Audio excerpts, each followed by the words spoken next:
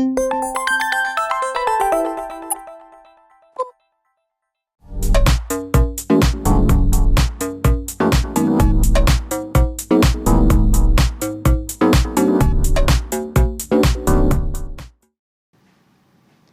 започнам со една реченица на почитуваниот Желимир Жилник, кој што во една прилика вели: сите се движиме некаде, од некаде доаѓаме и некаде одиме со идеја зад себе да оставиме автентичен траг.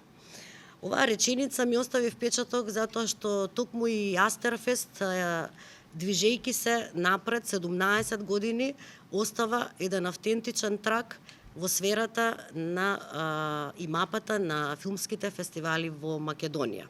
Се надевам дека тој автентичен траг ќе продолжи понатаму и Астерфест и во иднина ќе ја продолжи патеката која што веќе 17 години успешно ја оди како еден реномиран фестивал на кратката играна форма.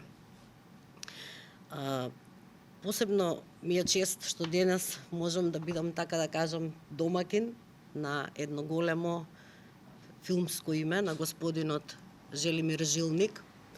Мојата прва средба со годинешниот добитник на наградата Астер за животно дело од областта на филмската уметност, иконата на европскиот филм, со големиот Желимир Жилник беше во 2008 година во кинотеката на Македонија, кога правевме ретроспектива на дел од неговиот огромен филмски опус. Дури јас денес сигурно не можам и нема да можам да опфатам се од неговиот филмски опус, но се потрудив да опфатам повеќе сегменти кои што сметам дека се значајни, го отсликуваат неговото творештво и се различни сами по себе. Инаку во текот на таа 2008 година, кога за прв пат се сретнав со Желимир Жилник, македонската публика во два наврати имаше можност да ги проследи неговите најнови документарни остварувања. Тогаш беа прикажани Тврдината Европа, Кенеди се враќа дома и Каде беше Кенеди 2 години. Публиката, како што реков, имаше ексклузивна можност да разговара со Жилник за неговите филмови, за општествените случувања, како глобално, така и регионално. Се зборуваше и за легендарната 68 или револуционерна година. Беа тоа 2 дена за паметење, со автор кој знае, автор кој има став, автор кој го сонува филмот. Како за многобројната публика, како што кажав и на самиот почеток, така и за мене, тие 2 дена се останати во моето паметење. Од мојата прва лична средба со господинот Желимир Жилник и се надевам дека и овој ден ќе остане не само во моето паметење, туку како што кажав на почетокот, и за паметење во архивите на фестивалот за краток филм Астерфест. Желимир Жилник е роден во 1942 година во затворенички логор на Црвениот крст во Ниш, иако не живеел во Ниш, но сепак роден во Ниш, директно чувствувајќи ја суровоста на Втората светска војна. Во војната ги губи родителите. Тој е српски филмски режисер, чија основна карактеристика на творештвото се настојувањето и желбата со филмскиот јазик да се говори или да се проговори за страдањето, за вистината и слободата. Но не секогаш уметничкото говорење за човековото страдање, за длабоката вистина и за копнежот по слободата е дочекано и со официјални одобрувања.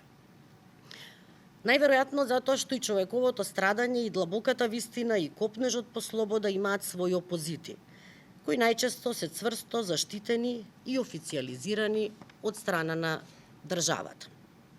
Инаку, Желимир Жилник е правник по образование, но синеаст по вокација. Уште со своите први краткометражни и документарни, визуелно експресивни и критичко настроени остварувања, можам да кажам со сигурност дека го привлекува вниманието на филмскиот свет. На филмската сцена се појавува кон крајот на 60-тите години од минатиот век со филмовите Журнал за младината на село во зима во 1967, Добра ноќ Шњука во 1967, Невработени луѓе 68, За документарниот филм Невработени луѓе добива Гран При на фестивалот во Оберхаузен, Германија. Потоа следуваат Јунски немири, Рани трудови, за кои што ја добива наградата Златна мечка на Берлинскиот филмски фестивал. Значи, во таа 69-та година, кога го прави Рани трудови, инспириран од Прашката пролет, го снима токму своето дебитантско долгометражно и воедно, би рекла, најпознато и најквалитетно остварување. Рани трудови, од она што јас можев да го истражам во однос на развојот и хронологијата, на 23 јуни истата во 69-та година во тогашна Југославија за филмот Рани трудови е отпочнат процес за негова забрана за прикажување. Според моите истражувања и читање, овој филм не цел месец подоцна, на 7 јули истата година, на филмскиот фестивал во Берлин, ја освојува главната награда Златна мечка. Она што е интересно и што вреди да се спомене е дека наградата Златна мечка ја добива во конкуренција на Луис Бунюел и Жан-Лик Годар, како и на Полноќниот каубој на Џон Шлезингер, а жирито го има следното образложение. Цитирам: поради предизвикувачката конфронтација на идеологијата и реалноста, за случајната брилијантност со која ги хуманизира политичките абстракции и ја прави драмата модерна во својата форма и содржина. Завршен цитат. Првата проекција на Рани трудови во Србија се случува дури во 1982 година. А до тогаш, како што кажав и претходно, филмот бил забранет, односно, како што име, во бункер. Значи, Желимир Жилник со нецели 30 години го привлекува вниманието на европската филмска јавност. Иако тогашната југословенска државна филмска критика жестоко го напаѓа и оспорува, протежирајќи ја тезата дека авторот својот недостаток на творечки талент го прикрива со жестока и отворена провокација. Особено е важно да се истакне дека наспроти домашната филмска критика е тоа што творештвото на Жилник е високо оценето од страна на западноевропската интелектуална младинска левица, која со нескриени симпатии гледа кон политичкиот систем на социјалистичка Југославија. Сепак Жилник за домашната критика под директива останува само обичен провокатор кој, немајќи како поинаку да се докаже, ја избира провокацијата за основа на својата филмска поетика. По филмот Рани трудови, Жилник во 1971 година го снима црн филм, а во следната 72 следува Слобода или Стрип, исто така цензурирани и долго криени, така што Жилник еден период морал да ја напушти Југославија и да замине да живее во Германија. По враќањето во Србија, извесен период работи во театар и телевизија, а потоа продолжува со снимање на многубројни филмски и телевизиски, вкупно 20 на играни и 70 на краткометражни и документарни филмови. Кон стварноста критички интонирани остварувања, би рекла. Тука би ги спомнала Втора генерација, 83-та, Убави жени минуваат низ градот, 86-та, Така се калеше челикот, 88-та, Црно и бело, 90-та, Тито повтор пат меѓу србите, 94-та, Мермерен задник, 95-та, Каде плови овој брод, 99-та, Тврдина Европа, 2000-та, Европа во соседството, 2005-та и многу други. Првиот впечаток по гледањето на документарните филмови на српскиот режисер Жилник, бидејќи овде ги спомнав на крајот документарните остварувања, би се осврнала токму на нив, и дека сме се сретнале и започнале со специфично филмско творештво на автор кој пред се и над се сака да раскажува приказни. За Жилник може да се каже дека најмногу го привлекуваат приказните за човековите судбини, и тоа не од некаква безбедна, далечна, воајерска, гледна и екзистенцијална точка, туку со силно изразена емпатија кон ликот во филмската приказна, со силно и целосно поистоветување со него, затоа што на овие наши поранешни југословенски простори реалноста нуди поголема возбуда од секаква фикција. Филмовите на Жилник се всушност сведоштва за бурните општествени превирања и промени. Тој творечки е преокупиран од малите навидум беззначајни човечки приказни и ликови. Но во таа преокупација се крија второвата свесност дека нема мали и незначајни судбини, туку дека се е еден дел од еден поврзан судбински систем на едно поднебје. Индивидуалната судбина на секоја индивидуа е колективна судбина на целиот народ. Ова донекаде потсетува и на познатото мото во романот За кого бијат камбаните на Ернест Хемингвеј. Жилник ја создава така наречената документарна драма во која се среќаваат бројни документаристички елементи, но ликовите се наоѓаат во вистините животни ситуации. Лесно може да се заклучи дека во филмовите на Жилник доминираат болката, стравот, животниот неуспех, а од тоа авторот ниту бега, ниту пак сака да го прикрие. Тој е свесен дека општеството, дека секое општество не е совршено, ниту пак правично, штом иницира одредени услови за човековото страдање. Што се однесува на неговите документарни драми Тврдината Европа, Кенеди се враќа дома и Каде беше Кенеди 2 години, снимени во периодот од 2001 до 2005 година, би рекла дека овие документарни драми удираат силна шлаканица на европската идеја и на целокупниот концепт на Европската Унија. Овие филмови представуваат специфично творечко отстапување на авторот од темите кои што дотогаш го преокупираат. Имено дотогашниот интерес на Жилник е социјалната состојба во општеството со сите нејзини пројави и аномалии. Во Тврдината Европа авторот суптилно алудира на не толку одамна срушениот Берлински ѕид, символот на поделеноста, не само во Германија, туку и пошироко, символот на дволичноста. Во серијалот за Кенеди ја представува судбината на едно гастарбајтерско семејство кое буквално преку ноќ е протерано од една од земјите на Европската Унија, каде што наводно владее системот на демократија и каде што во сите сфери на општествениот живот грижата за човекот е пред се. Тоа го поттикнува Жилник да презентира цврст филмски доказ и да ја прикаже цела оваа приказна. Она што го обележува Жилник и неговата филмска поетика е исто така уште еден многу интересен, значаен момент за истражување, а тоа е наклонетоста кон иронијата. Некаде таа е поизразена, некаде зацкриена, но ироничниот филмски јазик сепак му остава доволен емотивен простор на гледачот да заземе една доволна лична дистанца кон презентираниот проблем. Тука би го споменала филмот Тито по втор пат меѓу србите, снимен во 1994 година, која што е типичен пример за тоа. Доколку не се искористила иронијата за оддалечување на темата, односно обработениот филмски проблем во овој случај, би изгубил својата смисла. Би изгледал претерано комично и со изразена информацијска празнина. Но со моќта на иронијата, гледачот силно може да ја почувствува острата авторска критика кон суровата транзиција, осудата на режимот на Милошевиќ, празнотијата и безнадежноста во животите на обичните луѓе. Целата филмска дејност на Жилник е насочена кон општеството, неговото анализирање, неговото критикување, без разлика дали работи во својата земја или надвор од неа. Како што реков и претходно, иако наградуван, дома е игнориран и забрануван.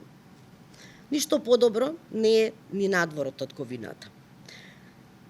Затоа е примерот на филмот Јавна екзекуција, кој што го снима во 1975 година во Западна Германија, во која обработува болната тема на тогашното германско општество, активностите на фракцијата на Црвената армија.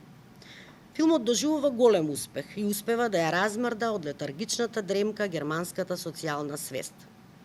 И кога државата, без разлика за која држава станува збор, ќе се почувствува несигурно, нападната и навредена, веднаш реагира.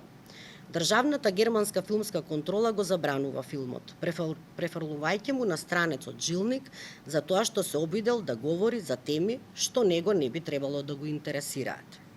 И така, и јавна екзекуција, снимен во 1975 година, својата официјална премиера ја доживува дури во 1997 година. Но иако оспоруван, Жилник никогаш не се поколебува во своите животни и творечки ставови и продолжува со своето творештво. И не само да го набљудува општеството, туку и да действува, да создава филмови, а понекогаш во еден период, по недостаток на финансиски средства, тој почнува да ја користи видеокамерата. Чувствува дека парите не можат да представуваат пречка за приказната што нервозно чека да биде раскажана. Многумина го окарактеризираа Жилник како човек и творец близок до идеите на анархизмот. За таквото размислување најверојатно ги поттикнува неговото критичко представување на државата, власта, политиката. Жилник стои на ставот дека еден од главните причинители за секоја животна трагедија на многумина е општеството. Сепак си има впечаток дека неговите документарни драми, неговите филмови се еден естетски обид да се посочат општествените аномалии, а со тоа да се поттикне колективната свест за акција и за изградба на едно поудобно и пред се почовечно општество за сите. Жилник во своите филмови не пројавува деструктивни настојувања кон државата, како една несовршена општествена форма. Тој е само еден од гласовите што се обидуваат да ја разбудат свеста за социјална правда. Гласот на Жилник е секогаш директно насочен кон секоја несовршена власт и политика. Тој глас понекогаш причинува болка без разлика на вештата бламажа на многумина дека не го слушаат. А дали тој глас ќе придонесе нешто да се промени, дали тој глас придонел нешто да се промени, дали подвижните слики кои што ги има многу на број на Жилник придонеле нешто да се промени, ќе се обидеме денес да одговориме, ќе се обидам денес да пробам да ни одговори овогодинешниот лауреат и денешниот гостин на Астерфест, почитуваниот Жилник. Се надевам дека успеав кратко да ве представам. На вистина вашиот филмски опус и вашето творештво е огромно и не е лесно и едноставно во краток временски период да се каже се, но завршив со приказната, да почнеме со приказната. Се околу нас е приказна. Обкружени сме со приказни кои чекаат некој како вас да ги затвори во уметничка форма и да им даде душа со конкретна уметничка постапка. Вие како синеаст, како филмаджија, како уметник, можеби најважно на самиот почеток да кажеме, да прашаме, да слушнеме, да дознаеме каде ги пронаоѓавте своите приказни. Ако треба нешто да преведам, кажете. Не, прво да вам се захвалим. Ви сте направили еден тако аналитичан и прецизен преглед овога што сам ја радио. Tako da nije to bilo i lako sve pronaći. Hvala vam, ali ste vi toliko toga rekli da ja možda i ne moram mnogo da pričam. Ima. Vi ste odgovorili sve stvari. I sad, hteo bi pred publikom da kažem jednu stvar. Nisam zapravo pažljivije pratio ovaj vaš festival u Strumici, pa ga nisam dovoljno ni znao i onda nisam došao ovde sa nekim velikim očekivanjima. Međutim, jako me je prijatno iznenadilo, pre svega kako je to umetnički dobro planirano. Recimo, sinoć smo gledali jednu izvanredno visoko kvalitetnu selekciju kratkih igranih filmova. Ja idem na jako mnogo festivala po svetu, sam pozivan. Retko se kad vidi, recimo u jednoj večeri, taj kvalitet, tako da ja u tom smislu direkcija festivala, umetnički direktor, apsolutno je s moje strane visoko pozdravljen. visoko su pozdravljeni. Drugo, sama atmosfera oko festivala, od organizacije do mesta gde se to odigrava i kako su mi gosti primljeni je zaista vrlo srdačno i to me tako prosto malo iznenadilo kako smo ostali, mada se i ne znamo dovoljno dobro u ovim sad novim državama, sa svim tim novim granicama, a nekako smo ostali sa nekim osjećanjem da smo među svojima i to je bilo vrlo prijatno Treća stvar, razume se, retko je da sad neki festival se ovako pozabavi širokim tim nekim 50-godišnjim mojim radom, kao što smo malo pričuli ovu analizu, tako da i to me iznenadilo. Hvala vam. Sad, šta ja mogu da vam možda kao neku informaciju ili neko tumačenje, neko objašnjenje kažem? To je kako je u stvari taj moj mnogobrojni opus nastajao. Da li je to bio neki prethodni plan? Da li je to bila neka prethodno, da kažemo, definisana estetika, stil ili žanr? Ne. Ja sam, razume se, u film ušao sa interesovanjem kao gledalac 50. godina, pošto ja sam rođen 42. godine, znači već od 52. 3. godine zapravo jugoslovenske granice su bile dosta otvorene prema celom svetu, posle onog Infombiro sukoba 48. Znači, mi smo se otvorili, tako da je interesantno da su u jugoslovenskim kinima dolazili i južnoamerički filmovi i zapadnoevropski filmovi čak ranije nego u neke velike zemlje u Evropi. Kad sam posle bio u Nemačkoj ili kad sam bio u Engleskoj, recimo oni nisu videli celog Godara, oni nisu videli Glaubera Roču iz Južne Amerike, to smo mi sve ovde gledali. Mi smo gledali u redovnim bioskopima, dakle ne u kinoteci, mi smo gledali celog Bunjuela, ceo italijanski neorealizam sa ovim fantastičnim majstorima.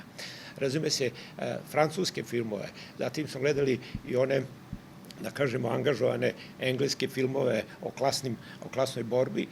Jedino što nismo bili u prilici da gledamo, ja sam tek kasno video u mom životu ruske filmove, zbog toga što kad sam bio dete od 6 godina, mi smo prekinuli tu kulturnu saradnju s Rusijom, tako da sam ja Eisensteina, Pudovkina i druge gledao možda tek kad sam već ušao u kinoklub i išao po kinotekama i tako dalje, i to me je iznenadilo. Recimo za mene, u stvari, u tom momentu kad sam to video, Aleksandar Medvedkin postao neki uzor i praktično u ovim pokušajima da se pozovem na neki stil, to bi bio ta mešavina onoga što se radilo u tom francuskom alternativnom dokumentarnom filmu koji se zvao Cinema Verite, film istine, gde u stvari nisu radile filmadže, često je tu bilo sociologa i recimo psihologa koji su zapravo pomoću filma s jedne strane registrovali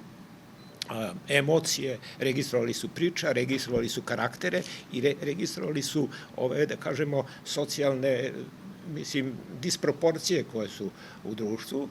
U tom smislu, dakle, sledeća stvar koja je, recimo, pomogla mojoj generaciji, a ja sam generacija Karpa Ćimovića, na primjer, ili Lordana Zapramovića, nama je pomoglo što je u Jugoslaviji bio jako razvijen sistem kinoklubova. Ti kinoklubovi, oni nisu bili deo kulturne politike, oni su bili deo tehničkog obrazovanja naroda. Tako da smo mi u tom smislu imali velike slobode. U kinoklubu vas niko nije pitao koju ćeš temu da radiš, nego su te pitali koliko dugo planiraš film, kad si rekao 5 minuta, onda ti dadu malo trake, to je bilo ono na traku, kada 10 minuta više trake, onda ti daju kameru i tako dalje. Tako da smo mi eksperimentisali od te naše mladosti. I razume se, onda mi se slučajno desilo, baš ovde negde u komšiluku kod vas, u Grdeličkoj klisuri, 61. godine ili 60. godine, znači kad sam ja imao 18-19 godina, ja sam išao na radnu akciju izgradnje autoputa. Taj put je bio kao Zagreb, Beograd, Ljubljana, pa sve do Skoplja i vi mladi sad danas čitate omladina je terana da ide na autoput, primoravana i tako da. Ne, mi smo se gurali kao ludi, jer je to bio jedan događaj gde se radilo svega 5-6 sati, ostalo je bilo druženje, pesma, bioskop i ovo i ono. I znate šta, to nije bila nikakva staljinistički logor, naprotiv. Recimo, oko nas su bili ti studenti, intelektualci, mislim, koji su kasnije postali poznati. Sad, tu, u Grdeličkoj klisuri sam ja radio zajedno sa mojom grupom na zapravo izbacivanju cementa iz vozova i ubacivanje u vreće da se nosi na gradilište. I onda je neka filmska ekipa, to sam ja prvi put u životu vidio filmsku ekipu, i znao sam fotografiju Makavejeva, tako jedan proćelav, jako dinamičan, malo debeo čovek, on je vikao i oduševljavao se i snimatelj je bio Fanđo, isto jedan interesantan snimatelj i kaže on, Fanđo, dođi kod ovih što rade na betonu, oni su svi tako oznojani, pa su im glave dobile kao neke kacige i kaže, daj mi čekić da im ja razbijam ovakve kacige, ti snimaj. Tako da moj prvi susret s Makavejem je bio, on imao jedan čekić, oko me lupio po glavi, ja kažem, šta treba? Pa kaže, ja snimam film, sad pazite, Makavejev koji se smatra disidentom, on kaže, ja snimam Osmeh 61, kaže, da iduće godine predamo za Titov rođendan taj film. I sad, kakvo je to bilo vreme?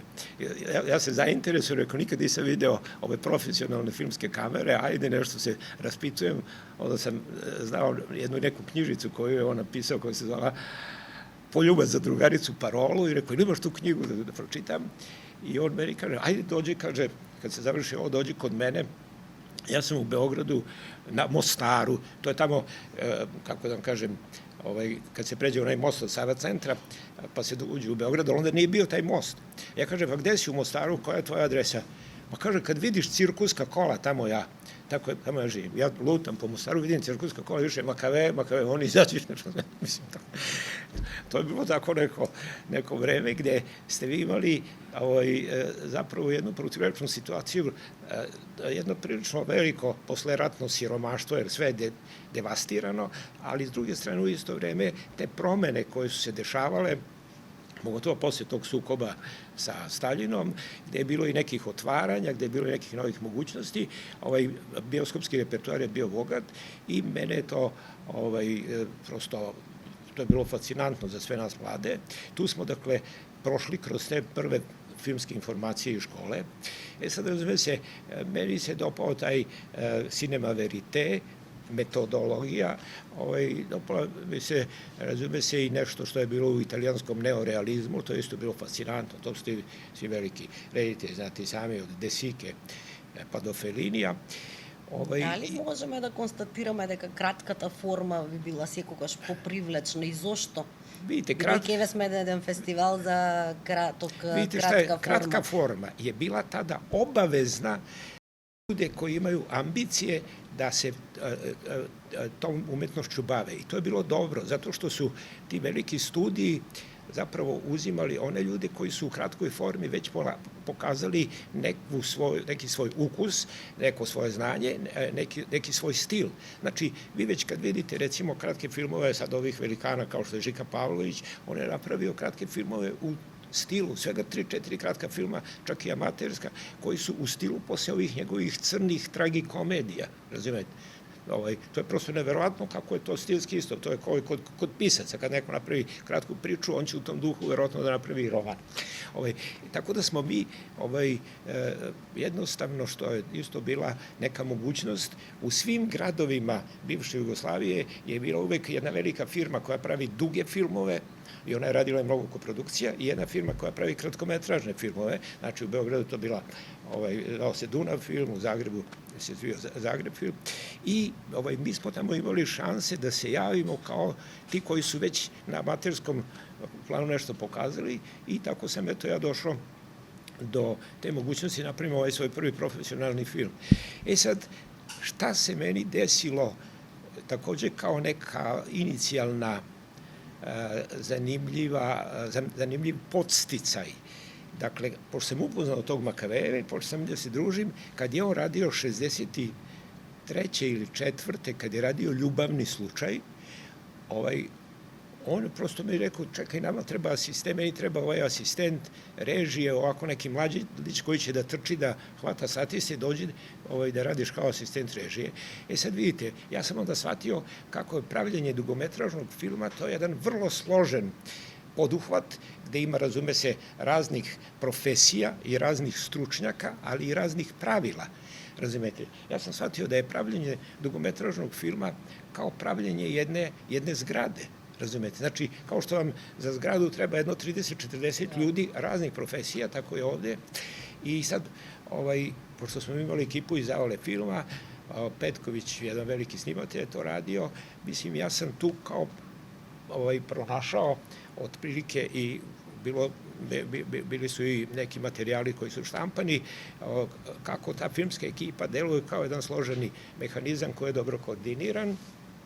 I eto, to mi je onda olakšalo da kad sam predložio da radim taj svoj prvi kratki film, da su me primili i kaže, ajde, to što si predložio, to je jedna tema koju mi nemamo. U svim našim žurnalima se jako mnogo podstiče,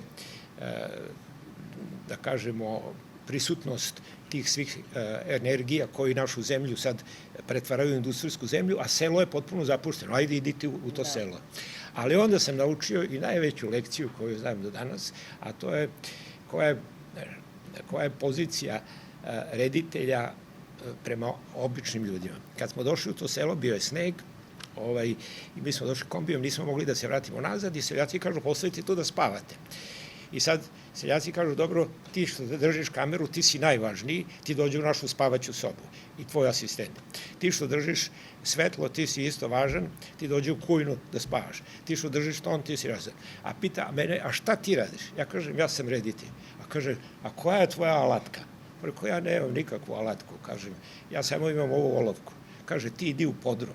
Dođe u podrum i u podrumu on ima velika kuburad sa žitom i sa vinom. I sad, onako veliko kuburad, kaže, znaš šta, najbolje se spava na žitu.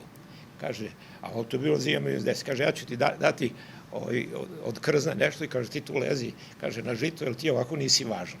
Da, može tako. Sad, šta to znači? Vidite, i u igranom filmu i u dokumentarnom filmu vi morate da imate neku emociju, priču ljudi, njihovu ili radost, euforiju ili neku brigu ili neku tragediju i tako dalje. I onda sam ja naučio ne naučio, nego sam shvatio da je to osnova, da je film jedan poduhvat ili jedan proizvod za koji mi reditelji netačno kažemo to je moj film, ja sam to uradio. U stvari, mi znamo da mi nismo to uradili sami. Mislim, ja sam film uradio zapravo sa ovim ljudima koji su ispred kamere koje snimam, da li su glumci ili su samo učesnici dokumentarnog filma i ovi ljudi iza kamere koji pomažu u tim komplikovanim tehničkim stvarima. I sad vidite, dok recimo svaka druga umetnička vrsta, kao recimo slikarstvo ili književnost ili muzika, to je jedna individualna kreacija. Znači, slikar sedne pred svoje platno i on radi što god hoće i može onda da ga izbriše i tako da ne treba mu nikakav asistent. Kompozitor komponuje, međutim, mi u stvari i hteli, ne hteli, mi moramo da ostvarimo jednu komunikaciju i neku saglasnost sa ljudima. Ja recimo da pravim sad jedan mali portret sa vama. Ja kažem, evo vi mi se dopadate, tako da mladić, mršav, jako koncentrisan i tako dalje. Ja bih volio da napravim jedan mali prilog o vama, zašto se vi interesujete za film. Ali ja to ne mogu da uradim ako vi kažete neću. Nema nikakva zakonska mogućnost na celom svetu, sem jedino ako vas uhapsi policija, pa sam ja policijski snimatelj. A ovako ne mogu da znate, vi morate da kažete hoću. I onda ja moram da pristanem i na vaše uslove. Vi možete kažete, ja hoću da pričam o mom školovanju i hoću da pričam o mojoj familiji, ali ja imam devojku u kojoj sam zaljubljen, neću o devojci da pričam. A ja kažem, ali ja sam vas video kako je grlite tamo. A vi kažete, to zaboravite, to je moja privatna stvar. Znači, vi morate da napravite jednu komunikaciju i da na izvestan način zajedno sa tim ljudima se složite i o cilju tog vašeg snimanja. Sad, razume se, u ovom mom prvom filmu cilj je bio odmah jasan. Seljaci, ti mladi koji sam došao, on kaže, dobro ste došli, niko nas ne snima.